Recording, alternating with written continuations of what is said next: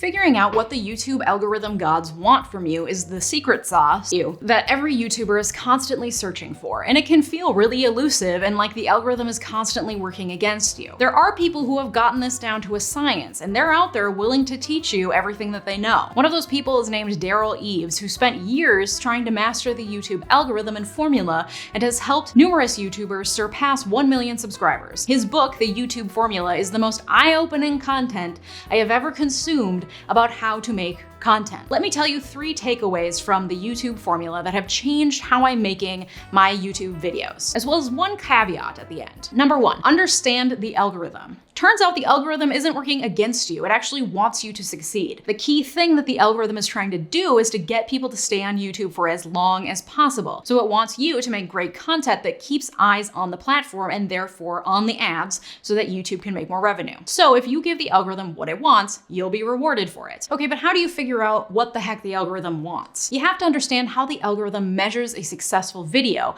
and that's largely through looking at how long people watch your videos for. This is an easy metric that you can access on your side of the YouTube analytics platform. To tell how you're doing, go to your most recent videos and check on how long people are watching your videos for. If 50% of people are clicking away from your video after a couple seconds, it probably means that you're not hooking them with an engaging first 30 seconds, or you're not actually talking about what your title and thumbnail say that your video is about. So they click, realize that they're not gonna get what they came here for, and then they click away. If you're not losing people in the first couple seconds, check out the rest of your video and see if there's a spot where a lot of people drop off. Look at what's happening in that spot and think about what you could do next time to re-engage viewers. This can be as simple as a music change, an angle change, or a pause for emphasis. Or it could mean being more critical about what's in your video and more careful about creating unnecessary content moving forward so that your video moves faster and keeps people engaged. Number 2, focus on effective thumbnails and titles. Of course, keeping people's eyes on your videos for as long as possible is essential, but they're not gonna be watching at all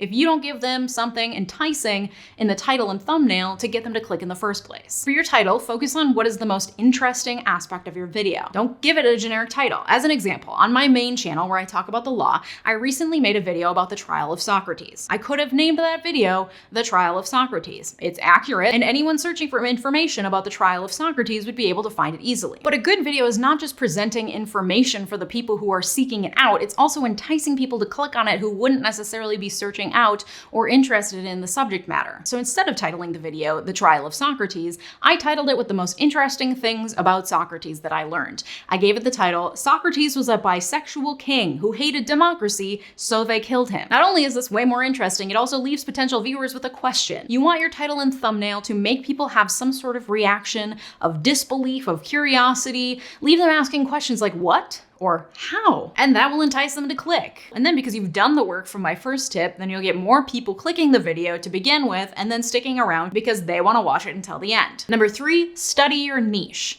It's really easy to consider other people making videos in your niche as competitors. I find this to be a really easy but toxic mindset to fall into. Not only does it catch you in the constant wheel of comparing yourself to others, which will always make you feel bad because there will always be somebody with more followers than you, but it also ignores the very real fact that other people in your niche can be great teachers for you. So I consider them to be colleagues, even if we've never spoken. And looking at what they're doing can be really educational for you. So it's important to research what others are doing in your niche to help you learn what works and what doesn't. Once you've identified a handful of channels in your niche of varying sizes, look at their most successful videos. Specifically focus on the ones made in the last 6 months because trends change and what worked 2 years ago isn't really helpful information at this point. But looking at what topics have been successful for them over the last 6 months can help you understand what the popular topics are in your niche and how to capture people's attention. Look closely at how they've titled each video. What keywords did they use? What did they choose to focus the title on? What does their thumbnail look like? How long is the video? What do they do in the first minute of the video to capture people's attention? Doing this across a handful of channels in your niche can help you really hone in on what works. However, the algorithm isn't going to award you if you just make the same video as other people in your niche. Instead,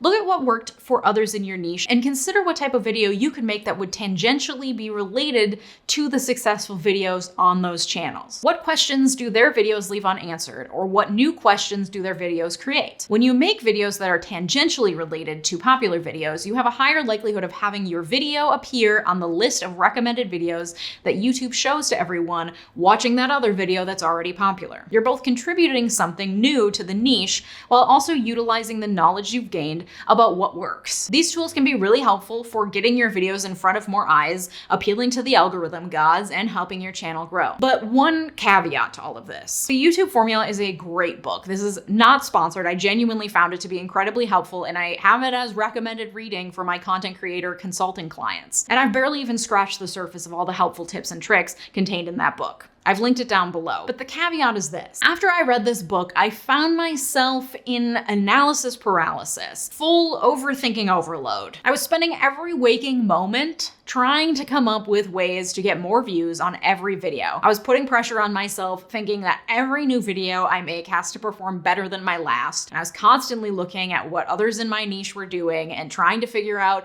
how to also grow and be successful based on what was working for them. And it was unbelievably overwhelming and exhausting, and led to a feeling of burnout, and took away all the fun that I was having with making YouTube my job. This is a dream job for a lot of people, and there's a reason for that. It's really fun. And I was ruining that with overthinking everything and focusing only on the numbers and view counts. So these tips are really helpful, but once you learn them and try them out, you do have to reach a point of balance between analyzing what works and what doesn't, and your own mental health and longevity as a content creator. The name of the game on YouTube is longevity, because if you stick around long enough and make enough videos, your content will get better and better and you will grow. But if you burn yourself out overthinking everything, then you'll never get there. Also, the best content and greatest creativity often comes when you're focused inward on yourself and what speaks to you. And I found that as I was constantly focusing on what I thought other people wanted to see, I was moving farther away from making content that I genuinely enjoyed. I realized that the videos that I was making weren't videos I would ever personally click on, which made the process of making those videos incredibly tedious. I also noticed that I was essentially doing the same thing as everyone else in my niche. And by focusing on what I want to do over what I think others want to see, I found a renewed excitement for making content,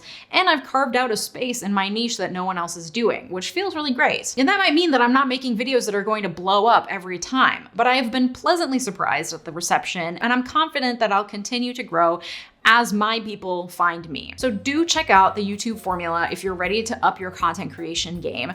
Do think critically about your content, your thumbnails and titles, and what others in your niche are doing, but then take a step back and remember why you started your channel to begin with. And focus inward on what will actually keep you happy enough that you'll stick around on YouTube long enough to actually see some growth. If you found this helpful, please consider hitting that thumbs up and subscribing to see more from me. And if you want more individualized one-on-one help for your YouTube channel and how you can improve it and make it grow, I do offer one-on-one content creator sessions tailored to you and your channel. Check out the link in the description below to schedule a session with me today. Thanks so much for watching. Have a great day. Bye-bye.